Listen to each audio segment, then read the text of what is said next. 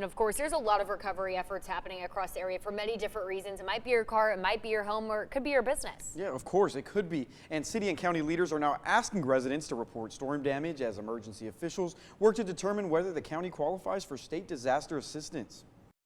What started as a night of swift water rescues on Sunday has now shifted into recovery efforts across Waco and McLennan County.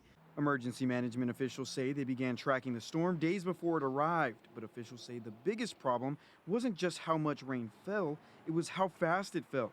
Had it just blown through, it might have just been some pretty heavy rains, but as it were, it stopped on top of us and dumped rain for hours. If it was over the course of an entire day, that's something we can handle. When it falls in a couple of hours, that's a problem. Some residents have questioned whether construction projects or blocked drains contributed to flooding.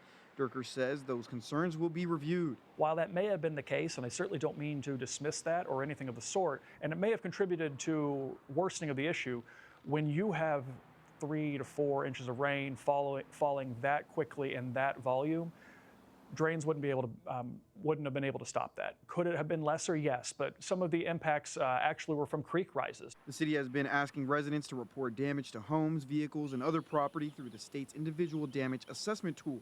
If you've had damages, it's very important that you submit them as soon as possible via the ISTAT. That way we can start working with our state partners on validating them and see if we can get to that number. There have been several dozen that have been impacted, and there will probably be more over the next couple of days. So once we get all of that data, we'll start to digest it, and then we'll come up with a plan on how best to address it.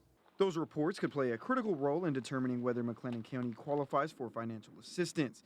Officials say the county must document and verify at least $1.3 million in uninsured damages to meet the threshold for state or potential federal aid. For information on how to access the state's damage assessment portal, visit our website at kcentv.com for a link.